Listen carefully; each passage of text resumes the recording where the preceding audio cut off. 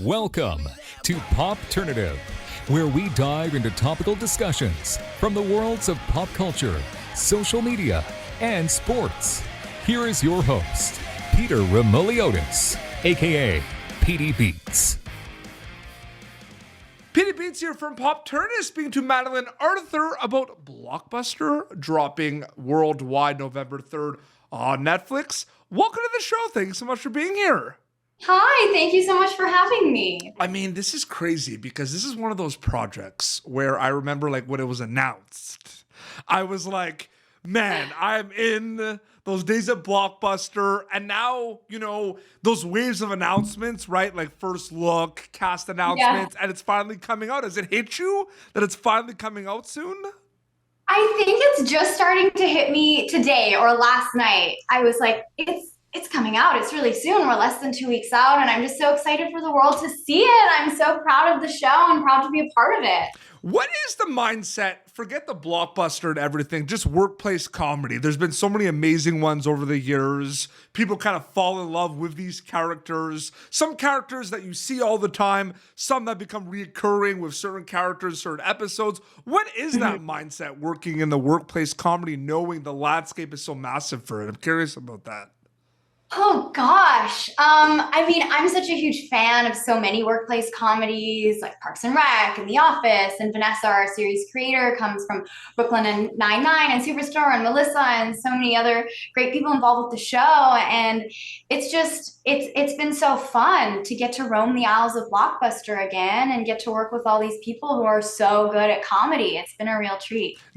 I feel like for everyone, I mean, it just seeing like the logo and seeing like this, like the rows of the DVDs, like did it just bring back like so many memories first couple of days on set? Oh, absolutely. I mean, there was never a dull moment on set because I was always so excited. I mean, even my first fitting, we got fitted with our polo shirts and the khakis, and I was like, this is real, this is happening. And then walking onto the Blockbuster set, I mean, I spent my childhood going to Blockbuster and going and picking out movies, and the nostalgia was so real, and I was so like giddy about it all. The way that you're describing it, I felt the same way. It was very cool, and I was every day on set was like, oh, look at that DVD and look at that DVD, and checking out the store.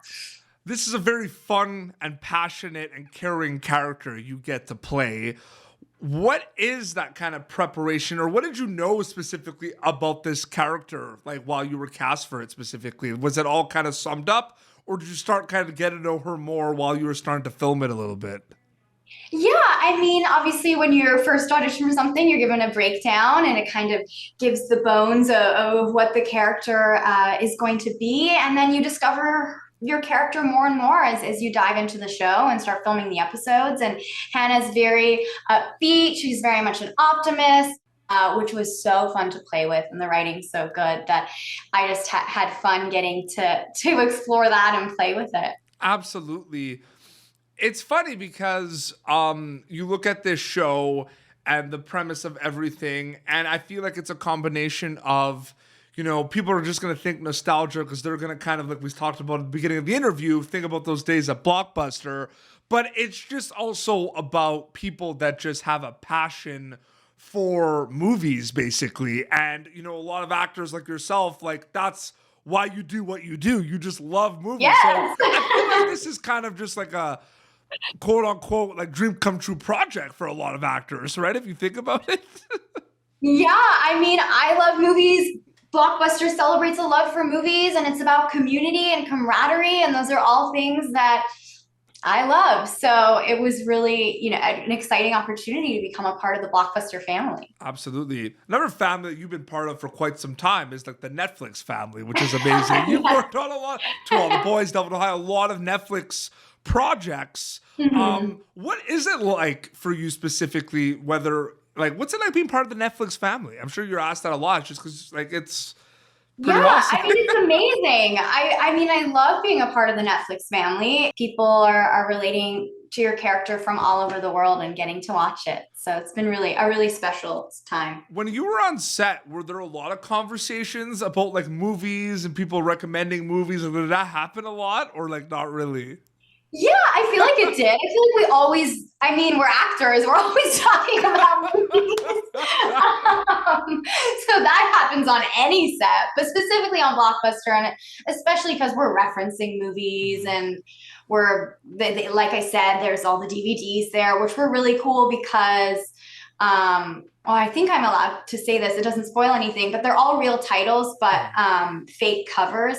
It's like fun to go and see what was on them, and the crew were the actors. So they used crew names as like the actors starring in it. And our director of photography, Rick Page, it said directed by on a lot of the covers. So there was always talk about movies and be like, oh, I like that cover. That one's so funny. I mean, oh yeah, I'm sure. Yeah, kind of a waste of like. I feel like movies are always brought up, whether it's a show about Blockbuster or not. Like, I feel like I love it. I love talking movies. Absolutely. I mean, it is also. I mean, it's getting to the end of spooky season. Yes. You've worked on some spooky projects. Devil in the High recently. The Color of Space. Yeah, which Color was, of Space. Oh, love that movie, right? Oh my gosh. Is it exciting to work in that landscape, knowing how big it is too? Like the horror landscape is insane right now. Yeah, I mean, I Color of Space was a dream show. We shot in Portugal, and it was incredible working with Nick Cage and Jolie Richardson and the rest of the amazing cast. And that was just kind of this magical experience. And then to hear people, still enjoying it and that have watched it is like so special to me. And spooky season is very fun. I just went and saw Carrie at Cinespia the other night. And well, that one is that The Color of Space, like that one is on high rotation for a lot of people. It's cool when you recommend a movie to people, right? And that they've seen it already. It's like, oh, that's good. You're on the ball. You know what I mean? Like, I recommended that movie to a lot of people. No way. And a lot of people have been like, oh, I've seen that one. Love that movie. So it's always like fun to feel. No, it's a perfect. There's so many colors happening. I honestly think some moments of it is very terrifying. I think a lot of people go in with kind of like the psychological crazy thriller aspect, but that movie scares me at times. So people need to check that out. Getting back to Blockbuster, I do want to ask as well, you get cast for this the stage is set. It's big. It's Blockbuster. You're working at Blockbuster, iconic brand and everything. You've worked on the To All the Boys franchise, which is very, very coveted by a lot of fans and everything. Do you not think about is there pressure going on a big project, or are you kind of used to it kind of working on To All the Boys and everything? Because there is a lot kind of thrown at you, right away, like Blockbuster, Netflix, you know what I mean by that? Yeah, I mean, I feel like I always get nervous my first day, no matter what I'm doing. But then I'm just really there to do the work. And I've been so lucky. Everyone on set's been so kind. And you just become this family, and you're all just working together and collaborating to do the best possible thing and enjoying and having a good time. So I kind of don't think about the pressure part. Otherwise, I might get in trouble and not do my best work. But there's always those nerves the first day when it's your first time. Yeah, but I feel like the excitement. I feel like the excitement will always overtake the pressure if you think about it, right? Like it's exciting what you do, right? Like as a storyteller, yeah. And they say that nerves and excitement are a powerful combination. So I always like to remember that. No, absolutely. I want also to know about those scenes specifically in the Blockbuster, working with everyone, working with Randall, like Tyler and everything. What was that kind? What were those kind of scenes? Because the staff, on screen, it's like a family and everything, and there's a lot kind of happening, and a lot of the episodes are in the store and everything. So what were those store scenes like to film specifically? Oh, I mean, they were so fun, for lack of a better word, but they really were. I mean, Randall is such a comedic legend. He's so funny and just the most wonderful human. And Tyler and I became really good friends on the show, and everyone was so prepared and is so funny. And I love the scenes where you get everyone involved and we're all coming in saying our different things, and they're all so unique and all such different relatable characters. So I loved those big Blockbuster scenes where everyone was involved. Are you able to narrow down a couple of your favorite movies of all time? Because I feel like for me, I have a few. Do you know what your favorite movie of all time is?